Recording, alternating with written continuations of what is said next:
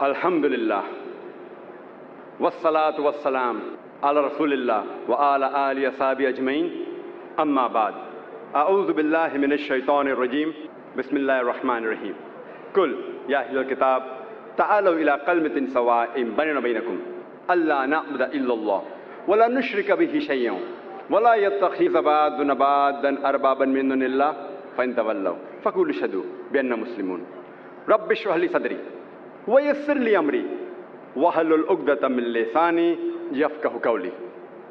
শ্রদ্ধেয় ভাই আব্দুর রহিম গ্রিন, ভাই জাকির আহমেদ, ভাই আশরাফ মোহাম্মদী, আমার শ্রদ্ধেয় গুরুজনেরা এবং আমার ভাই ও বোনেরা, আমি আপনাদের সবাইকে স্বাগত জানাই ইসলামিক নিয়মে। আসসালামু আলাইকুম ওয়া রাহমাতুল্লাহি ওয়া বারাকাতুহু। আল্লাহ সুবহানাহু ওয়া তাআলার দয়া, শান্তি আর অনুগ্রহ আপনাদের সবার উপর বর্ষিত হোক। আজকে এই সন্ধ্যার আলোচনার বিষয় হচ্ছে সাদৃশ্য হিন্দু ধর্ম এবং ইসলামের মধ্যে। আমি আমার লেকচার শুরু করেছিলাম পবিত্র কোরআনের একটি আয়াতের উদ্ধৃতি দিয়ে। সূরা আল ইমরানের 64 নম্বর আয়াতে উল্লেখ করা আছে, বলা হয়েছে, কুল, হে অনুসারীরা আসমানি কিতাবের, তাআলু ইলা কালিমাতিন সাওয়াইন বাইনানা ওয়া বাইনাকুম, এসো সেই কথায় যাহা তোমাদের এবং আমাদের মধ্যে এক। প্রথম সাদৃশ্য কি? আল্লা না'বুদা ইল্লাল্লাহ, আমরা আল্লাহ ব্যতীত কাহার ইবাদত করি না। ওয়া লা নুশরিকা বিহি শাইয়্যান, আমরা কোনো কিছুকে তার শরীক করি না। ওয়া লা ইয়াত্তাখিযা বা'দুনা বা'দান আরবাবান মিন দুনিল্লাহ, আল্লাহ ব্যতীত আমরা কেহ কাহাকেও রব হিসেবে গ্রহণ করি না। ফাইন তাওয়াল্লাউ, যদি তাহারা মুখ ফিরাইয়া লয়, ফাকুলু শাহাদু তোমরা সাক্ষী থাকো বিআন্না মুসলিমুন, অবশ্যই আমরা মুসলিম, আল্লাহ সুবহানাহু ওয়া তাআলার কাছে আমাদের নিজেদের ইচ্ছাকে সমর্পণ করি। পবিত্র কোরআনের এই আয়াতে যদিও বিশেষভাবে বলা হয়েছে আহলে কিতাব, অর্থাৎ ইহুদি আর খ্রিস্টানেরা, তবে সাধারণভাবে এটা দিয়ে বিভিন্ন গোত্রের মানুষকে বোঝানো যায়। আর আমার মতে পবিত্র কোরআনের এই আয়াত হচ্ছে মূল চাবিকাঠি অন্যান্য ধর্মের লোকের কাছে সত্যের বাণী পৌঁছে দেওয়ার, হোক তাদের বিশ্বাসের ভিত্তি এক বা আলাদা। আল্লাহ বলেছেন, তাআলু ইলা কালিমাতিন সাওয়াইন বাইনানা ওয়া বাইনাকুম, এসো সেই কথায় যাহা তোমাদের এবং আমাদের মধ্যে এক। প্রথম সাদৃশ্য কি? আল্লা না'বুদা ইল্লাল্লাহ, আমরা আল্লাহ ছাড়া কাহারও ইবাদত করি না। ওয়া লা নুশরিকা বিহি শাইয়্যান, আমরা কোনো কিছুতে তাহার শরীক করি না। যদি আপনি কোন ধর্ম সম্পর্কে জানতে চান, এটা ঠিক হবে না। যদি আপনি ধর্মটা বুঝতে চান, সেই ধর্মের অনুসারীরা কোন রীতি পালন করছে সেটা দেখে। কারণ প্রায় দেখা যায় যে অনুসারীরা নিজেরাই সচেতন না তাদের নিজেদের ধর্ম আর ধর্মগ্রন্থ সম্পর্কে। কাজেই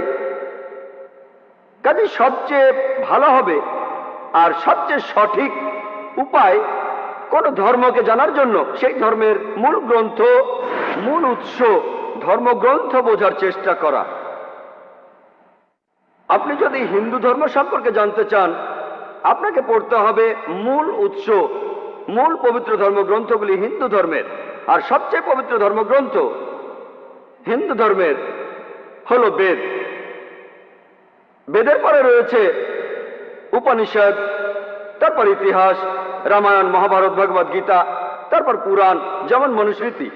আর তাই আমরা যদি বেদ আর অন্যান্য হিন্দু ধর্মগ্রন্থগুলি পড়ি, আমরা হিন্দু ধর্মকে বুঝতে পারবো পুরোপুরি সঠিকভাবে। যদি আমরা জানতে চাই ইসলাম সম্পর্কে, সেক্ষেত্রে আমাদের পড়তে হবে ইসলামের পবিত্র ধর্মগ্রন্থ, অর্থাৎ পবিত্র কোরআন, যেটা হলো সর্বশেষ আর চূড়ান্ত আসমানি কিতাব, আল্লাহ সুবহানাহু ওয়া তাআলার সর্বশক্তিমান স্রষ্টার। নাজিল হয়েছিল সর্বশেষ নবী হযরত মুহাম্মদ সাল্লাল্লাহু আলাইহি সাল্লামের উপর। আর আমরা যদি কোরআন শরীফ বুঝতে চাই, ইসলামের সাহায্যকারী গ্রন্থ হলো আমাদের নবীর সুন্নাহ, নবীজির সহিহ হাদিস, যে কথা বলে গিয়েছেন সর্বশেষ ও চূড়ান্ত নবী হযরত মুহাম্মদ সাল্লাল্লাহু আলাইহি সাল্লাম। তাই আমরা যদি ইসলাম সম্পর্কে জানতে চাই, আমাদের পড়তে হবে পবিত্র কোরআন আর সহিহ হাদিস নবী মুহাম্মদ সাল্লাল্লাহু আলাইহি সাল্লামের। হিন্দুইজম আর ইসলামের মধ্যে সাদৃশ্যগুলো আলোচনা করার আগে আসুন অর্থ বোঝার চেষ্টা করি হিন্দু ও ইসলাম শব্দ দুটোর। হিন্দু শব্দটার একটা ভৌগোলিক বিশেষত্ব রয়েছে। শব্দটা দিয়ে বোঝায় সেই মানুষদের যারা সিন্ধু নদের পাশে থাকে, অথবা সেই মানুষগুলি যাদের দেশের পাশ দিয়ে বয়ে গেছে সিন্ধু নদ।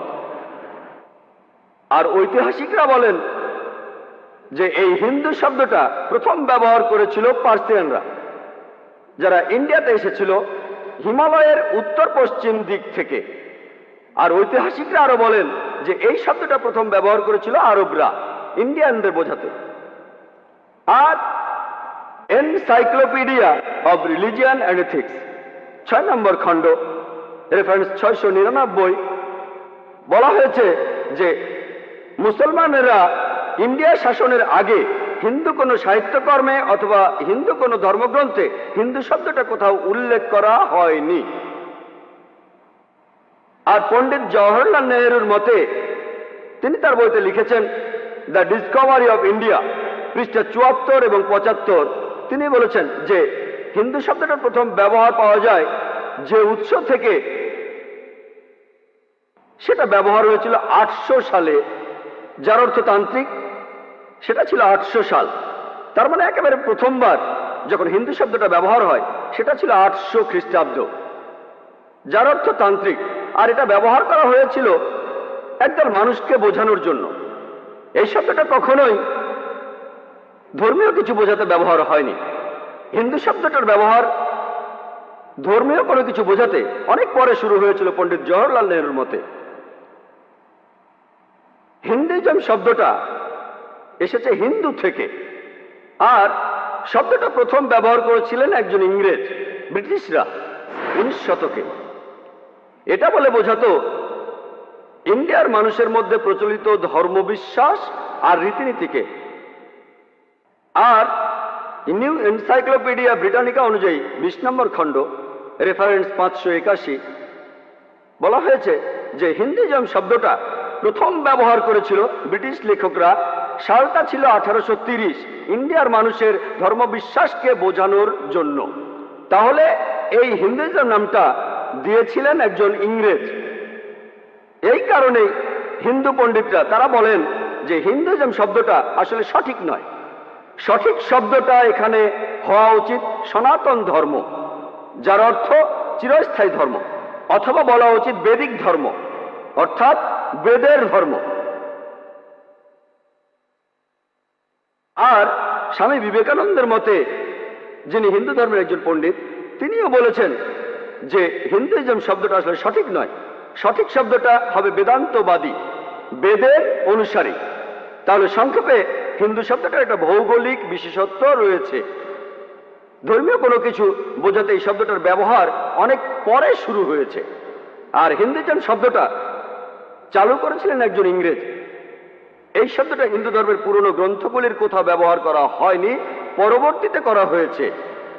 হিন্দু পণ্ডিতরা বলেন যে সঠিক শব্দটা হবে সনাতন ধর্ম, বেদিক ধর্ম বা বেদান্তবাদী, কিন্তু এই শব্দগুলিও হিন্দু ধর্মগ্রন্থে খুঁজে পাওয়া যাবে না। এবার আসুন বোঝার চেষ্টা করি ইসলাম বলতে কি বোঝায়।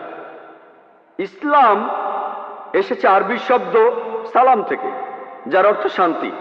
এই শব্দটা এসেছে সিলম থেকে, যার অর্থ নিজের ইচ্ছাকে সমর্পণ করা সর্বশক্তিমান ঈশ্বরের কাছে।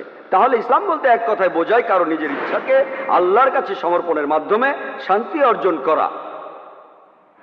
এই শব্দটার উল্লেখ রয়েছে পবিত্র কোরআনে এবং নবীজির বহু হাদিসে।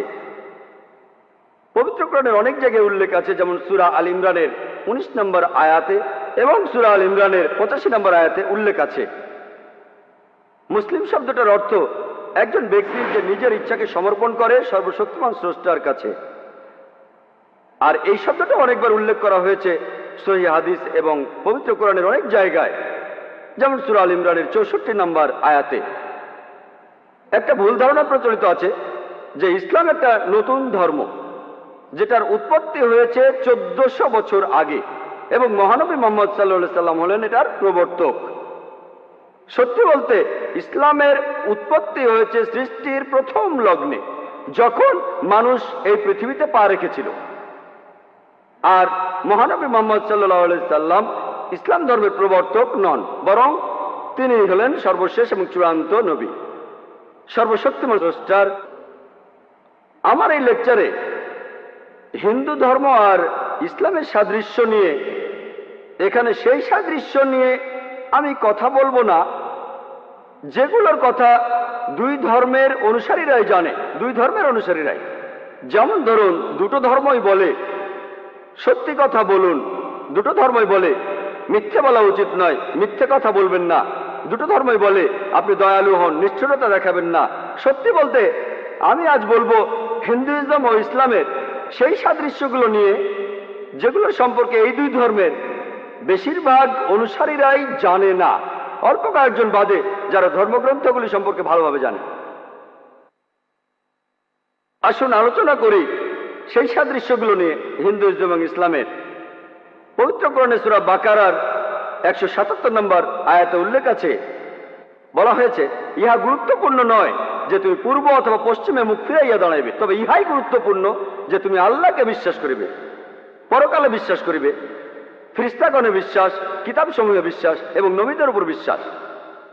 একটি হাদিসের উল্লেখ আর মুসলিমে 1 নম্বর খণ্ডে, বইয়ের নাম ইমান, 2 নম্বর অধ্যায় 6 নম্বর হাদিস। একজন লোক মহানবী সাল্লাল্লাহু আলাইহি সাল্লামের কাছে এলেন এবং জিজ্ঞেস করলেন, ইমান কি? মহানবী বললেন যে ইমান অর্থ বিশ্বাস আনা আল্লাহ স্রষ্টার উপর, ফেরেশতাদের উপর, আসমানি কিতাবের উপর, ইহকাল ও পরকালের উপর, আর প্রেরিত নবীদের উপর এবং নিয়তি বা কদরের উপর। তাহলে মূলত মোট 6টি স্তম্ভ রয়েছে ইমানের ইসলাম ধর্মে। প্রথমটা হলো আল্লাহর উপর বিশ্বাস, দ্বিতীয়টা ফেরেশতাদের উপর, তৃতীয় আসমানি কিতাব, চতুর্থ প্রেরিত নবীদের উপর, পঞ্চমটা ইহকাল ও পরকাল অর্থাৎ মৃত্যুর পরের জীবন, আর ষষ্ঠটা হলো কদরে বিশ্বাস, যার অর্থ নিয়তি। আসুন আলোচনা করি সাদৃশ্যগুলো নিয়ে হিন্দুইজম ও ইসলামের স্তম্ভগুলির মধ্যে। প্রথমে আসি ধর্মে ঈশ্বরের ধারণা নিয়ে। আসুন বোঝার চেষ্টা করি ঈশ্বর বলতে হিন্দু ধর্মে কি বোঝায়। যদি কোনো সাধারণ হিন্দুকে প্রশ্ন করেন সে কতজন দেবতাকে বিশ্বাস করে, কেউ হয়তো বলবে 3 জন, কেউ বলবে 10 জন, কেউ বলবে 100 জন, কেউ বলবে 1000, আবার কেউ হয়তো বলবে 33 কোটি বা 330 মিলিয়ন। কিন্তু যদি কোনো হিন্দু পণ্ডিতকে জিজ্ঞেস করেন যা ধর্মগ্রন্থগুলো সম্পর্কে ভালো জ্ঞান আছে, তিনি আপনাদের বলবেন হিন্দুদের বিশ্বাস আর উপাসনা করা উচিত মাত্র একজন সর্বশক্তিমান ঈশ্বরে। কিন্তু একজন সাধারণ হিন্দু যে ধর্মমতে বিশ্বাস করে সেটি হলো প্যান্থেইজম। একজন সাধারণ হিন্দু বলবে যে সবকিছুই স্রষ্টা, গাছ স্রষ্টা, সূর্য স্রষ্টা, চাঁদ স্রষ্টা, মানুষও স্রষ্টা, সাপও স্রষ্টা। আর আমরা মুসলিমরা বলি সবকিছুই স্রষ্টার। স্রষ্টা শব্দটার সাথে একটা র অক্ষর আছে। সবকিছু স্রষ্টার, গাছ স্রষ্টার, সূর্য স্রষ্টার, চাঁদ হলো স্রষ্টার, মানুষ স্রষ্টার, সাপও হলো স্রষ্টার। তাহলে প্রধান পার্থক্যটা হলো একজন সাধারণ হিন্দু আর সাধারণ মুসলমানের মধ্যে, যে একজন হিন্দু বলবে সবকিছু স্রষ্টা আর মুসলমানরা বলি সবকিছু স্রষ্টার। স্রষ্টা শব্দটার পরে একটা র আছে। প্রধান পার্থক্যটা হলো র অক্ষরটা। যদি আমরা এই পার্থক্যটা দূর করতে পারি, যদি এই র অক্ষরটা পার্থক্য দূর করতে পারি, তাহলে হিন্দু আর মুসলমানরা এক হতে পারবো। সেটা কিভাবে করব? তাআলাউ ইলা কালিমাতিন সাওয়াইন বাইনানা বাইনাকুম, এসো সেই কথা যা আমাদের এবং তোমাদের মধ্যে এক। প্রথম সাদৃশ্য কি? আল্লাহ না'বুদা ইল্লাল্লাহ, আমরা আল্লাহ ব্যতীত কাহারও ইবাদত করি না। আসুন এবার বোঝার চেষ্টা করি হিন্দু ধর্মগ্রন্থগুলি সর্বশক্তিমান স্রষ্টা সম্পর্কে কি বলে। হিন্দু ধর্মে, হিন্দু ধর্মগ্রন্থগুলির মধ্যে একটি পবিত্র গ্রন্থ হলো উপনিষদ। ছান্দোগ্য উপনিষদে উল্লেখ করা আছে 6 নম্বর অধ্যায় 2য় পরিচ্ছেদের 1ম অনুচ্ছেদে বলা হয়েছে, ইক্কম ইবিদিতিয়াম। এটা একটা সংস্কৃত উদ্ধৃতি যার অর্থ স্রষ্টা মাত্র একজনই, দ্বিতীয় কেউ নেই। এটার উল্লেখ আছে শ্বেতাসূত্র উপনিষদে 6 নম্বর অধ্যায়ের 9 অনুচ্ছেদে। না চাসে কসিজ জনিতা না চদিপা, তার কোনো প্রভু নেই, তার কোনো মালিক নেই। সর্বশক্তিমান স্রষ্টার কোনো বাবা মা নেই, তার কোনো মা নেই, তার কোনো বাবা নেই, তার চেয়ে বড় কেউ নেই। এটার উল্লেখ আছে শ্বেতাসূত্র উপনিষদের 4 নম্বর অধ্যায়ের 19 অনুচ্ছেদে। না তস্যা প্রতিমা আস্তি, যার অর্থ স্রষ্টার কোনো প্রতিকৃতি নেই, সর্বশক্তিমান স্রষ্টার কোনো প্রতিমূর্তি নেই। এছাড়া বলা হয়েছে শ্বেতাসূত্র উপনিষদে 4 নম্বর অধ্যায়ের 20 নম্বর অনুচ্ছেদে স্রষ্টা হলেন নিরাকার, কেউ তাকে চোখ দিয়ে দেখতে পায় না, কেউ চোখ দিয়ে তার আকৃতি দেখতে পায় না। আর হিন্দু ধর্মগ্রন্থগুলির মধ্যে সবচেয়ে জনপ্রিয় হল ভগবদ গীতা। এটার উল্লেখ আছে ভগবদ গীতায় 7 নম্বর অধ্যায়ের 20 নম্বর অনুচ্ছেদে। সেই সব লোক যাদের বিচার বুদ্ধি কেড়ে নিয়েছে জাগতিক আকাঙ্ক্ষা, তারা অপদেবতার উপাসনা করে। ভগবদ গীতা 7 নম্বর অধ্যায়ের 20 অনুচ্ছেদে বলছে যে সব জড়বাদী লোকেরা তারা অপদেবতার উপাসনা করে আর মূর্তি পূজা করে। হিন্দু ধর্মগ্রন্থগুলির মধ্যে সবচেয়ে পবিত্র হল বেদ। যজুর্বেদে উল্লেখ আছে 32 নম্বর অধ্যায়ের 3 নম্বর অনুচ্ছেদে, न तस्य प्रतिमा अस्ति। স্রষ্টার কোনো প্রতিমূর্তি নেই, সর্বশক্তিমান ঈশ্বরের কোনো প্রতিমূর্তি নেই, তিনি কখনো জন্মাননি, তারই উপাসনা করা উচিত। যজুর্বেদে উল্লেখ করা আছে 40 নম্বর অধ্যায়ের 8 নম্বর অনুচ্ছেদে, সর্বশক্তিমান ঈশ্বর নিরাকার এবং পবিত্র। যজুর্বেদে আরো উল্লেখ আছে 40 নম্বর অধ্যায়ের 9 অনুচ্ছেদে, अंधात्म प्रविशन्ति या असंभूतिम उपास्ते। আন্ধাত্মা, যার অর্থ অন্ধকার, প্রবিশান্তি অর্থ প্রবেশ করা, আর আসাম্বতি অর্থ প্রাকৃতিক বস্তু যেমন আগুন, বাতাস, পানি। তাহলে যজুর্বেদের 40 অধ্যায় 9 অনুচ্ছেদ বলছে তারা অন্ধকারে প্রবেশ করে যারা প্রাকৃতিক বস্তুর পূজা করে, যেমন আগুন, পানি, বাতাস ইত্যাদি। এখানে আরো উল্লেখ আছে তারা আরো অন্ধকারে প্রবেশ করে যারা পূজা করে সাম্মতি, অর্থাৎ মানুষের তৈরি বস্তু যেমন টেবিল, চেয়ার, মূর্তি ইত্যাদি। এছাড়াও উল্লেখ আছে অথর্ববেদে 20 নম্বর গ্রন্থ 58 নম্বর অনুচ্ছেদের 3য় পরিচ্ছেদে, देव महा असि। সৃষ্টিকর্তা হলেন সুমহান। আর বেদগুলির মধ্যে সবচেয়ে পবিত্র হল ঋগ্বেদ। ঋগ্বেদে উল্লেখ করা আছে 1 নম্বর গ্রন্থ 164 নম্বর অনুচ্ছেদের 46 নম্বর পরিচ্ছেদে, एकम सत विप्र बहुधा वेदांते। সত্য একটাই, স্রষ্টা একজনই। জ্ঞানীরা এক স্রষ্টাকে অনেক নামে ডেকে থাকেন। আর একই কথা যে স্রষ্টা একজনই, জ্ঞানীরা তাকে অনেক নামে ডেকে থাকেন। একই কথা আছে ঋগ্বেদের 10 নম্বর গ্রন্থে 114 অনুচ্ছেদের 5ম পরিচ্ছেদে। আর শুধুমাত্র ঋগ্বেদেই 2 নম্বর গ্রন্থের 1 অনুচ্ছেদে একে একে 33টি আলাদা নামে ডাকা হয়েছে সর্বশক্তিমান স্রষ্টাকে। এগুলোর মধ্যে একটি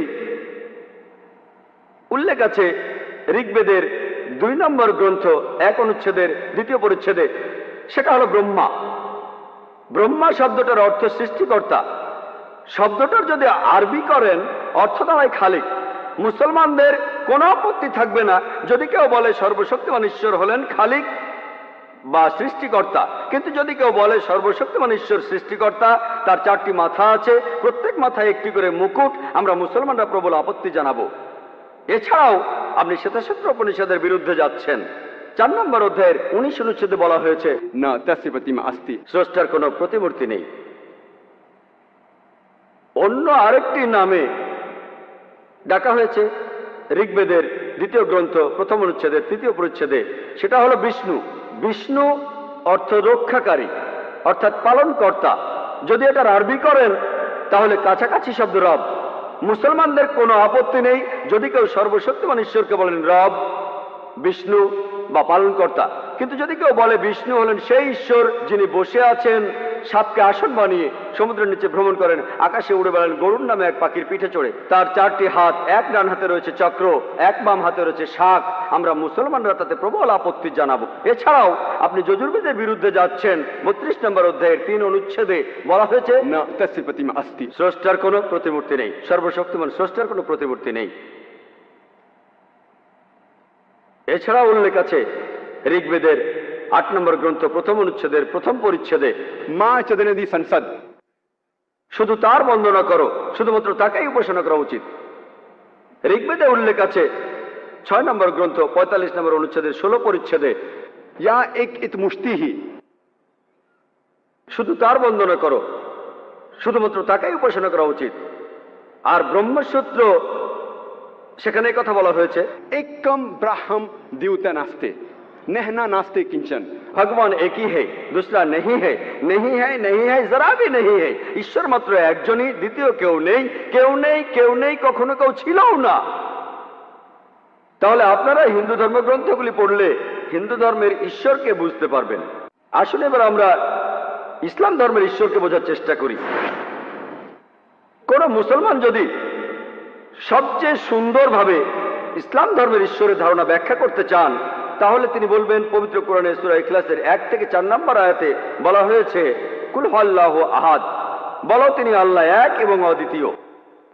আল্লাহুস সামাদ, আল্লাহ অবিনশ্বর, চিরস্থায়ী। লাম ইয়ালিদ ওয়া লাম ইউলাদ, তিনি কাউকে জন্ম দেন নাই, জন্ম নেন নাই। ওয়া লাম ইয়াকুল লাহু কুফুয়ান আহাদ, তাহার সমতুল্য কেউ নাই। সর্বশক্তিমান ঈশ্বরের এই 4 লাইনের সংজ্ঞাটি রয়েছে পবিত্র কোরআনে।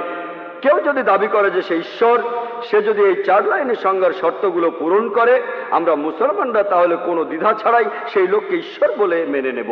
আর ঠিক এই কথাটাই বলা হয়েছে হিন্দু ধর্মগ্রন্থগুলিতে। এর 4টা পয়েন্টই, প্রথমটা হলো কুল হুয়াল্লাহু আহাদ, বলো তিনি আল্লাহ এক এবং অদ্বিতীয়। ছান্দোগ্য উপনিষদে একই কথা আছে। 6ষ্ঠ অধ্যায়ের 2 অনুচ্ছেদ 1 নম্বর পরিচ্ছেদে বলা হয়েছে, এক্কাম এবিদ্বিতীয়াম, সৃষ্টিকর্তা মাত্র একজনই, দ্বিতীয় কেউ নেই। 2 নম্বর পয়েন্ট, আল্লাহুস সামাদ, আল্লাহ তিনি অবিনশ্বর, চিরস্থায়ী। একই কথার উল্লেখ আছে ভগবদ গীতায় 10 নম্বর অধ্যায় 3 অনুচ্ছেদে, যে সর্বশক্তিমান ঈশ্বর যাবতীয় পৃথিবী সমূহের প্রভু। 3 নম্বর পয়েন্ট, লাম ইয়ালিদ ওয়া লাম ইউলাদ, তিনি কাহাকেও জন্ম দেন নাই, জন্ম নেন নাই। একই কথার উল্লেখ আছে শ্বেতাক্ষেত্র উপনিষদে 6 নম্বর অধ্যায় 9 অনুচ্ছেদে, যে মহান স্রষ্টার কোনো বাবা মা নেই, তার কোনো প্রভু নেই, তার কোনো মা নেই, তার কোনো বাবা নেই। আর 4 নম্বর পয়েন্ট, ওয়া লাম ইয়াকুল লাহু কুফুয়ান আহাদ, তার সমতুল্য কেউ নেই। একই কথার উল্লেখ আছে শ্বেতাক্ষেত্র উপনিষদে 4 নম্বর অধ্যায়ের 19 পরিচ্ছেদে।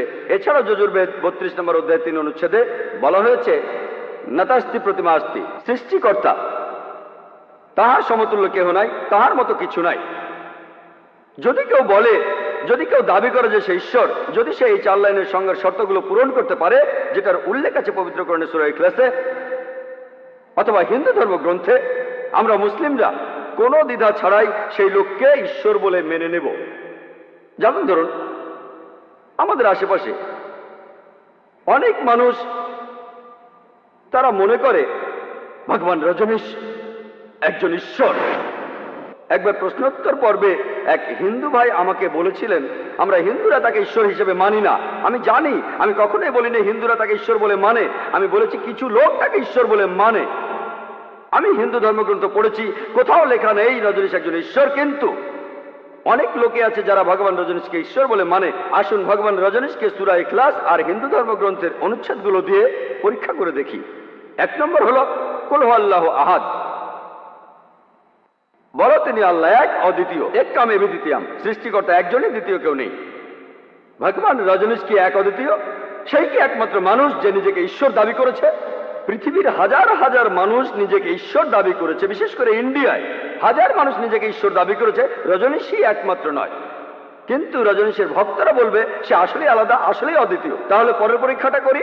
আল্লাহুস সামাদ, আল্লাহ তিনি অবিনশ্বর ও চিরস্থায়ী। রজনীশ কি অবিনশ্বর আর চিরস্থায়ী? রজনীশের আত্মজীবনী পড়লে দেখতে পাবেন রজনীশ ডায়াবেটিসে ভুগতেন, অ্যাজমা ছিল, পিঠে ব্যথা ছিল। চিন্তা করেন, ঈশ্বর অ্যাজমায় ভোগেন, তার পিঠে ব্যথা থাকে, ডায়াবেটিস আছে। 3 নম্বর পয়েন্ট, লাম ইয়ালিদ ওয়া লাম ইউলাদ, তিনি কাউকে জন্ম দেননি, জন্ম নেননি। আমরা জানি যে রজনীশ মধ্যপ্রদেশে জন্মেছিলেন, তার বাবা ছিল, মাও ছিল। 1981 সালে তিনি আমেরিকায় যান। সেখানে অরিগন প্রদেশে তিনি তার নিজের শহর বানান, যার নাম রজনীশপুরম। তার হাজার হাজার ভক্ত সেখানে তৈরি হয়। পরবর্তীতে আমেরিকার সরকার তাকে অ্যারেস্ট করে, তারপর তাকে জেলখানায় আটকে রাখে। রজনীশ বলেন যে আমেরিকার সরকার জেলখানার ভেতরে তাকে স্লো পয়জনিং করেছিল।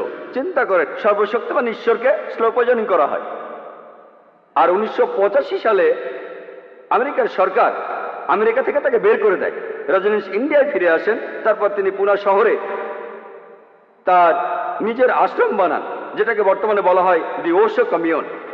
আর আপনি যদি ওশো কমিউনে যান, তার সমাধিস্তম্ভের উপর লেখা আছে ভগবান রজনীশ, ওশো রজনীশ কখনো জন্মাননি, কখনো মরেননি, তবে পৃথিবীতে ভ্রমণ করেছেন 11 ডিসেম্বর 1931 সাল থেকে 19 জানুয়ারি 1990 সাল পর্যন্ত।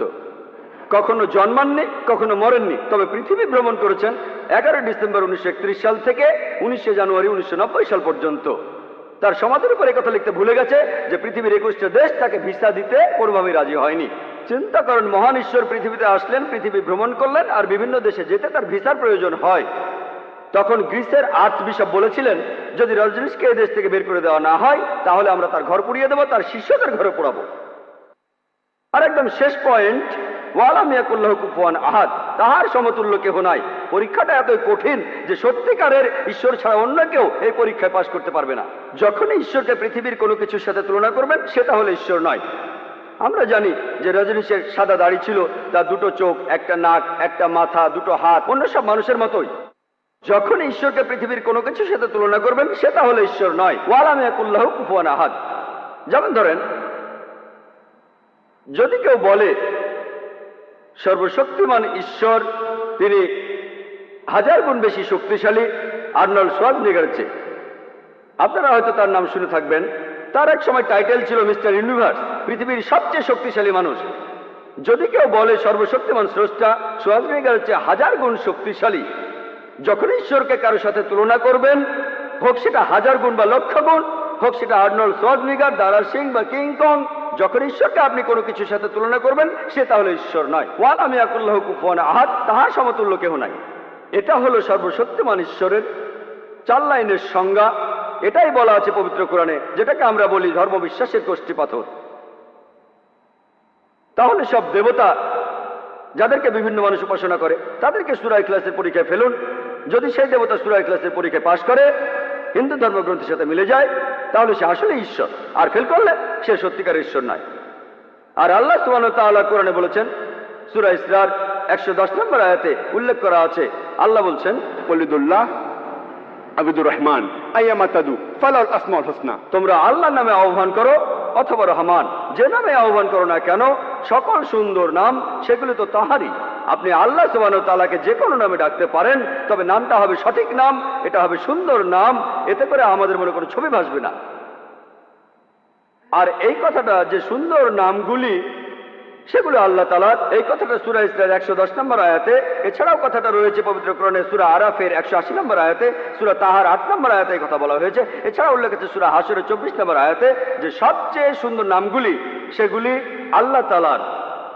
আর যদি আপনারা পবিত্র কোরআন পড়েন, এই কোরআনে 99টি আলাদা নামে ডাকা হয়েছে আল্লাহ সুবহানাহু ওয়া তাআলাকে। যেমন ধরেন আর রহমান, আর রহিম, আল হাকিম, পরম করুণাময়, পরম দয়ালু, পরম জ্ঞানী, 99টি সুন্দর নাম। আর প্রধান নামটি হলো আল্লাহ। আমরা ইসলাম ধর্মের অনুসারীরা কেন আল্লাহকে ডাকি আরবি শব্দ আল্লাহ নামে, কেন ইংরেজিতে গড বলি না? কারণ ইংরেজি গড শব্দটাকে দিয়ে অনেক শব্দ বানানো যায়, যেটা আরবি শব্দ আল্লাহ দিয়ে সম্ভব না। যেমন ধরুন, যদি গডের পরে এস অক্ষরটা যোগ করেন তাহলে হবে গডস, গডের বহু বচন। আল্লাহর কোনো বহু বচন নেই। কুল আল্লাহু আহাদ, বলো তিনি আল্লাহ এক এবং অদ্বিতীয়। যদি আপনারা গডের পরে DESS বসান সেটা হবে গডেস, অর্থাৎ মহিলা গড। পুরুষ আল্লাহ বা মহিলা আল্লাহ বলে কিছু নেই ইসলামে। আল্লাহ সুবহানাহু ওয়া তাআলা এক, অদ্বিতীয়, তার কোনো লিঙ্গ নেই।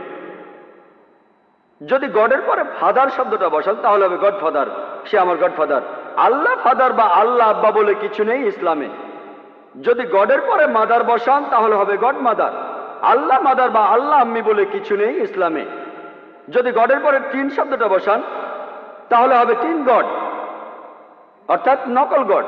তিন আল্লাহ বলে কিছু নেই ইসলামে। আর এই কারণে আমরা মুসলমানরা ঈশ্বরকে আল্লাহ বলে ডাকি, আরবিতে আল্লাহ বলে ডাকি, ইংরেজিতে গড বলে ডাকি না।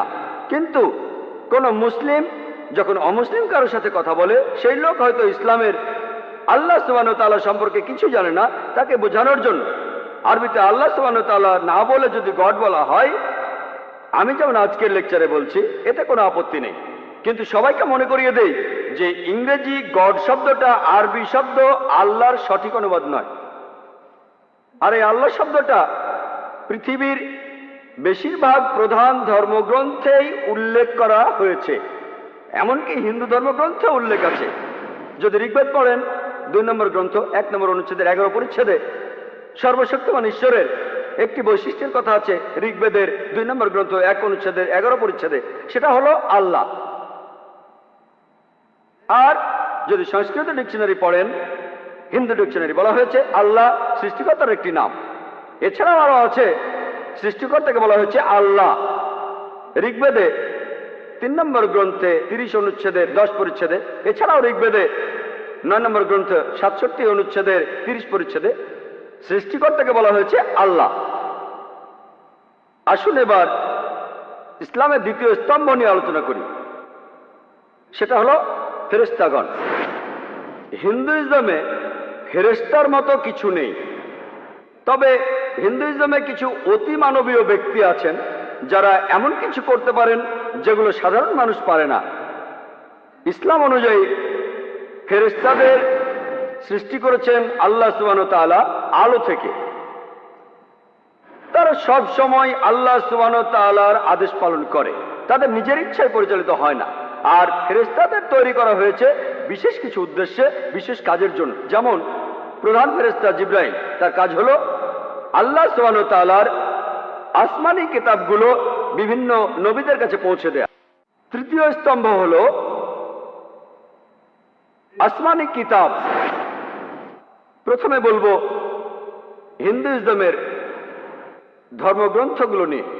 হিন্দুইজমের পবিত্র সব ধর্মগ্রন্থগুলিকে ভাগ করা যায় প্রধানত 2 ভাগে। একটা হলো শ্রুতি, অন্যটা স্মৃতি। শ্রুতি অর্থ সেটা যা বোঝা গেছে, যা শোনা গেছে, যা স্পষ্ট হয়েছে, প্রকাশিত হয়েছে। আর এই শ্রুতিগুলোকে বলা হয়ে থাকে ঈশ্বরের বাণী। এই কথাগুলো একেবারে স্বর্গীয়। এখানে 2টো ভাগ রয়েছে, বেদ আর উপনিষদ। বেদ শব্দটা এসেছে সংস্কৃত শব্দ ভিদ থেকে, যার অর্থ জ্ঞান। আর বেদ অর্থ সবচেয়ে শ্রেষ্ঠ জ্ঞান। আবার বেদ 4 প্রকারের আছে, ঋগ্বেদ, যজুর্বেদ, সামবেদ আর অথর্ববেদ। সঠিক কবে এই বেদগুলো মানুষের কাছে এসেছে সেটা জানা যায় না। ঠিক কবে বেদ এসেছে সেটা জানা যায় না, পণ্ডিতরাও একমত না। স্বামী দয়ানন্দ সরস্বতীর মতামত অনুযায়ী, যিনি আর্য সমাজের প্রতিষ্ঠাতা, তিনি বলেছেন যে এই বেদগুলো পৃথিবীতে এসেছে 131 কোটি বছরের আগে। তবে বেশিরভাগ পণ্ডিতরাই, আর হিন্দু পণ্ডিতদেরও বেশিরভাগই, তারা বলেন বেদ আনুমানিকভাবে 4000 বছরের পুরনো। ঠিক কার কাছে বেদ প্রথম এসেছিল সেটাও আমরা জানি না। কোন দেশে প্রথম বেদ এসেছিল সেটাও আমরা জানি না। কোন ঋষি প্রথম এটা লিখেছিল বা কার উপর নাজিল হয়েছিল সেটাও জানি না। এসব কিছু ব্যাপারে একমত না হলেও হিন্দুরা বিশ্বাস করে যে এই বেদ ঈশ্বরের বাণী, আর এটাই সবচেয়ে পবিত্র সব হিন্দু ধর্মগ্রন্থের মধ্যে। এরপরে গুরুত্বপূর্ণ হলো উপনিষদ। প্রায় 200-রও বেশি উপনিষদ রয়েছে। ইন্ডিয়ানরা বলে উপনিষদের সংখ্যা 108টি। আর এগুলোর মধ্যে প্রধান হলো, কেউ বলে 10টি, কেউ বলে 12টি। আর রাধাকৃষ্ণন 18টি উপনিষদকে বলেছেন প্রধান উপনিষদ, তার বইতেও লিখেছেন। আর অন্য ধরনের পবিত্র গ্রন্থগুলো, এগুলো হলো স্মৃতি। স্মৃতি অর্থ যেটা স্মরণ করা যায়, অর্থাৎ মেমোরি। আর স্মৃতি, এগুলো শ্রুতির চাইতে কিছুটা কম পবিত্র। এই স্মৃতিগুলো ঈশ্বরের কাছ থেকে আসেনি, এগুলো মহান স্রষ্টার বাণী নয়, এগুলো লিখেছেন মানুষরাই। এখানে লেখা আছে বিভিন্ন নিয়ম কানুন, যে একজন মানুষ কিভাবে জীবন ধারণ করবে, এগুলোকে বলা হয় ধর্মশাস্ত্র। স্মৃতিগুলোর মধ্যে রয়েছে ইতিহাস।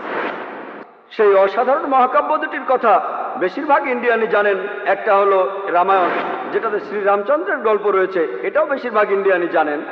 অন্যটা হলো মহাভারত, যেখানে গল্পটা হচ্ছে সিংহাসন নিয়ে জ্ঞাতি ভাইদের মধ্যে যুদ্ধ, অর্থাৎ পাণ্ডব আর কৌরব।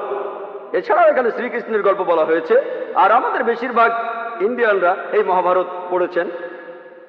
ধর্মগ্রন্থগুলির মধ্যে সবচেয়ে জনপ্রিয় হলো ভগবদ গীতা। ভগবদ গীতা হলো মহাভারতের একটি অংশ। এতে 18টি অধ্যায় আছে। এগুলো হলো ভীষ্ম পর্বের একটি অংশ। 25 নম্বর অধ্যায় থেকে 42 অধ্যায়, মহাভারতের 18টি অধ্যায় আছে। এখানে শ্রীকৃষ্ণ কিছু উপদেশ দিয়েছেন অর্জুনকে যুদ্ধের ময়দানে। অন্য পবিত্র গ্রন্থ হলো পুরানা। পুরানা অর্থ প্রাচীন, হিন্দিতে বলি পুরানা হ্যায়, পুরানা প্রাচীন, তাহলে পুরানা অর্থ প্রাচীন। এগুলো খুবই জনপ্রিয়।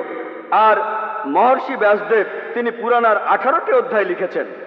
এখানে ঈশ্বর আর দেবতাদের নিয়ে গল্প রয়েছে, কিভাবে বিশ্বজগৎ সৃষ্টি হয়েছে সে কথাও বলা হয়েছে।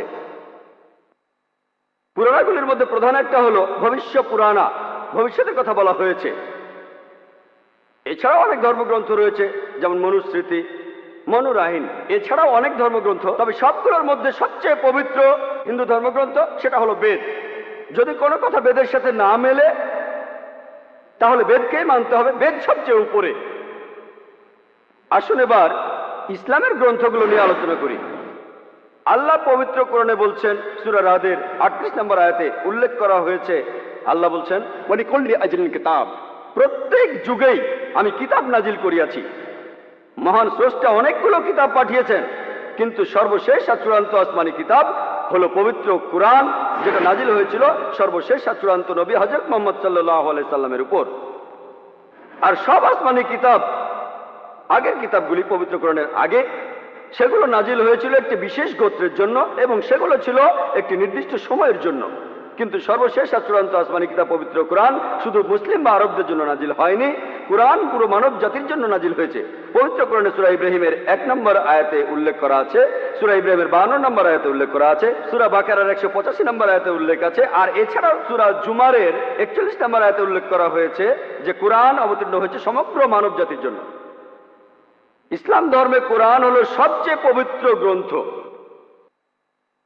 প্রথমটা হলো এটা মহান সৃষ্টিকর্তার বাণী। আর কোরআনের সাহায্যকারী গ্রন্থ হিসেবে আপনারা ইসলাম ধর্মে পাবেন আমাদের প্রিয় নবী যা বলেছেন, সহিহ হাদিস। সর্বশেষ ও চূড়ান্ত নবী হযরত মুহাম্মদ সাল্লাল্লাহু আলাইহি সাল্লাম যা বলে গিয়েছেন, এই সহিহ হাদিস কখনোই পবিত্র কোরআনের বিরুদ্ধে যাবে না। পবিত্র কোরআন আর সহিহ হাদিসের মধ্যে কখনোই কোনো বিরোধ হবে না। এই দুটোই হলো ইসলাম ধর্মের সবচেয়ে পবিত্র গ্রন্থ। আসুন এবার ইসলামের চতুর্থ স্তম্ভ নিয়ে কথা বলি, সেটা হলো নবী রাসূলগণ। প্রথমে আমরা হিন্দু ধর্মের প্রেরিত দূতদের কথা বলবো। সাধারণ হিন্দুরা তারা অবতারবাদে বিশ্বাস করে। অবতার একটা সংস্কৃত শব্দ যেটা এসেছে আও থেকে, অর্থ নিচে, এবং ত্র অর্থ ভ্রমণ করা। তাহলে অবতার মানে নিচে আসা বা নিচে পাঠানো। আর অক্সফোর্ড ডিকশনারিতে বলা হয়েছে যে হিন্দু মাইথোলজি অনুযায়ী অবতার মানে কোনো পূর্ণ আত্মা বা দেবতার পৃথিবীতে আসা মানুষের রূপ নিয়ে। সাধারণ হিন্দুরা বিশ্বাস করে যে অবতার হলেন ঈশ্বর, যিনি মানুষের রূপ নিয়ে এই পৃথিবীতে আসেন। আর সাধারণ হিন্দুরা জানে যে মহান স্রষ্টা মানুষ হিসেবে জন্মান, অবতার হয়ে জন্মান, যাতে করে তিনি বিভিন্ন অন্যায় অবিচারের প্রতিবাদ করতে পারেন আর তার ধর্মকে তিনি রক্ষা করতে পারেন। এই পৃথিবীতে তিনি মানুষ হিসেবে নিচে এসেছেন মানুষের বিভিন্ন আইন প্রতিষ্ঠার জন্য, কি করবে আর করবে না এই নির্দেশ দেওয়ার জন্য। এই ধারণা তারা পেয়েছে আসলে ভগবত গীতার একটি অনুচ্ছেদ থেকে। 4 নম্বর অধ্যায় 7 ও 8 অনুচ্ছেদে আছে, यदा यदा हि धर्मस्य ग्लानिर्भवति भारत अभ्युत्थानं धर्मस्य तदात्मान सज्जयमेहम्। এই অনুচ্ছেদটা খুবই কমন, আর এটা দেখানো হয় মহাভারত সিরিয়াল টিভিতে শুরুর আগে। এর অর্থ যখনই কোথাও ন্যায়পরায়ণতার অবক্ষয় হবে এই ভারতে এবং অন্যায় অবিচার বৃদ্ধি পাবে, আমি তখনই উপস্থিত হব। 8 নম্বর অনুচ্ছেদে আছে, ভালোকে রক্ষা করতে এবং মন্দকে ধ্বংস করতে, ন্যায়পরায়ণতাকে প্রতিষ্ঠা করতে আমি তখনই উপস্থিত হব। প্রত্যেক যুগে আমি আসি, সম্ভবামি যুগে যুগে, প্রত্যেক যুগেই আমি উপস্থিত হই। এই অবতারদের ধারণা এটা আরো বলা আছে ভগবত পুরাণায় 9 নম্বর খণ্ড 24 অধ্যায় 56 অনুচ্ছেদে বলা হচ্ছে, যখনই পৃথিবী অন্যায় আর অবিচারে ভরে যাবে, পুরো পৃথিবী পাপে পরিপূর্ণ হবে, তখনই আমি নেমে আসব। মহান স্রষ্টা তখনই নেমে আসবেন। এই অবতারবাদের ধারণা মহান স্রষ্টা মানুষের রূপ নিয়ে আসছেন। সব সাধারণ হিন্দুই এই কথাটা বিশ্বাস করেন। এই কথাগুলো বেদের কোথাও আপনারা খুঁজে পাবেন না। অবতারের কথা বেদের কোনো জায়গাতেই উল্লেখ করা নেই। আর বেদই হলো হিন্দু ধর্মগ্রন্থের মধ্যে সবচেয়ে পবিত্র।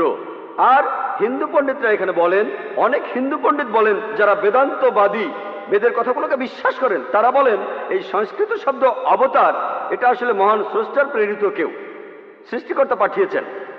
এটা নিয়ে স্বয়ং সৃষ্টিকর্তাকে বোঝানো হচ্ছে না।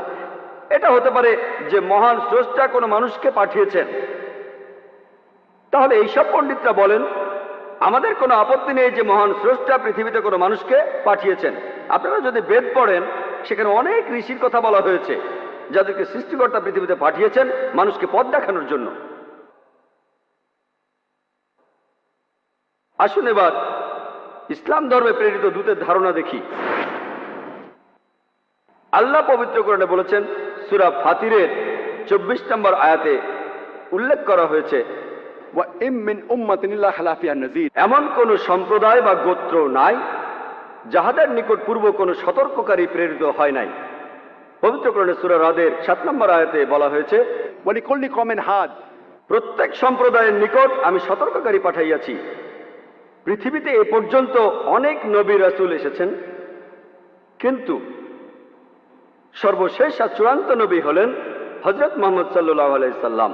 আর পবিত্র কোরআনে সূরা আহজাবের 40 নম্বর আয়াতে বলা হয়েছে, মা কানা মুহাম্মাদুন আবা আহাদিম মির রিজালিকুম ওয়ালাকিন রাসূলুল্লাহ ওয়া খাতামুন নবিয়্যিন ওয়া কানা আল্লাহু বিকুল্লি শাইইন আলিমা। নবী মুহাম্মদ সাল্লাল্লাহু আলাইহি সাল্লাম তোমাদের মধ্যে কোনো পুরুষের পিতা নহেন, বরং তিনি রাসূল আল্লাহ সুবহানাহু ওয়া তাআলার, এবং তিনিই সর্বশেষ নবী, এবং আল্লাহ সর্বময় বিষয়ে সবকিছু সম্পর্কে জানেন। যেহেতু হযরত মুহাম্মদ সাল্লাল্লাহু আলাইহি সাল্লাম হলেন সর্বশেষ ও চূড়ান্ত নবী, আগের নবী রাসূলরা তারা এসেছিলেন শুধু তাদের সম্প্রদায়ের জন্য। আর সেই সব নবী রাসূলদের বিভিন্ন নির্দেশ সেগুলো ছিল নির্দিষ্ট একটা সময়ের জন্য। যেহেতু হযরত মুহাম্মদ সাল্লাল্লাহু আলাইহি সাল্লাম সর্বশেষ এবং চূড়ান্ত নবী, তিনি শুধুমাত্র মুসলমান আর আরবদের জন্য আসেননি। আল্লাহ পবিত্র কোরআনে বলেছেন, সূরা আম্বিয়ার 107 নম্বর আয়াতে উল্লেখ করা হয়েছে, ওয়ামা আরসালনাকা ইল্লা রাহমাতাল লিল আলামিন, যে আমি তো তোমাকে কেবল বিশ্বজগতের প্রতি রহমত রূপে প্রেরণ করিয়াছি, পৃথিবীর যাবতীয় জীবজন্তুর রহমত হিসেবে, পৃথিবীর সমস্ত মানব জাতির রহমত হিসেবে।